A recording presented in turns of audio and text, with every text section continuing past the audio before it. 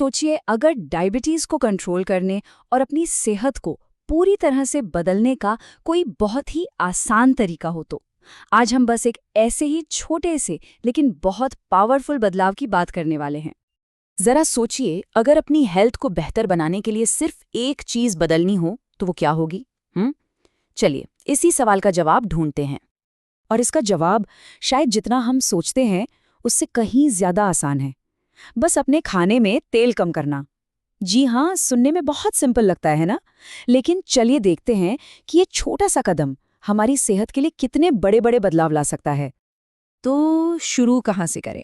सबसे पहले और सबसे जल्दी जो असर दिखता है वो है ब्लड शुगर पर। इसको हम फायदों की पहली लहर कह सकते हैं, जो सबसे तेजी से अपना असर दिखाती है।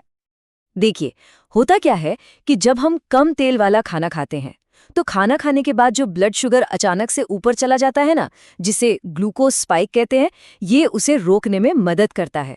और ये डायबिटीज मैनेजमेंट में एक बहुत ही बड़ा कदम है। और बात सिर्फ इन स्पाइक्स को रोकने की ही नहीं है, इससे शरीर को नेचुरली ब्लड शुगर कंट्रोल करने में भी मदद मिलती है। मतलब हो सकता है कि दवाओं पर जो निर्भरता है वो भी धीरे धीरे कम हो जाए। इससे एक और कमाल की चीज होती है, इंसुलिन सेंसिटिविटी बेहतर हो जाती है। अब इसका सीधा सा मतलब ये है कि शरीर इंसुलिन को ज्यादा अच्छे से इस्तेमाल कर पाता है, ब्लड से शुगर को निकालकर सेल्स तक पहुंचाने के लिए। ये बिल्कुल वैसा है जैसे आप प्रॉब्लम को जड़ से पकड़ रहे हों। तो अगर हम इसे संक्षेप में देखें, ग्लूकोज स्पाइक्स कम, शुगर लेवल ज्यादा स्टेबल और इंसुलिन का रिस्पॉन्स बेहतर, ये तीनों चीजें मिलकर ब्लड शुगर कंट्रोल का पूरा गेम ही बदल देती हैं।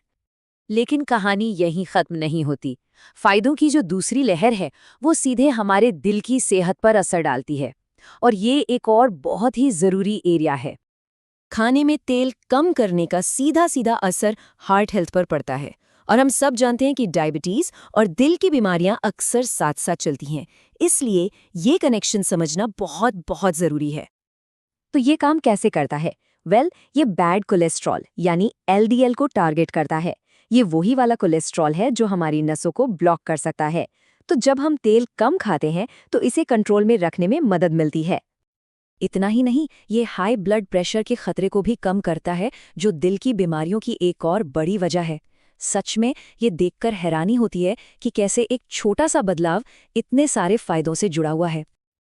तो हार्ट के लिए फायदे क्या हुए? ओवरऑल हेल्थ बेहतर, बैड कोलेस्ट्रॉल कम और हाई ब्लड प्रेशर का रिस्क भी कम। ये सच में एक पावरफुल तिकड़ी है।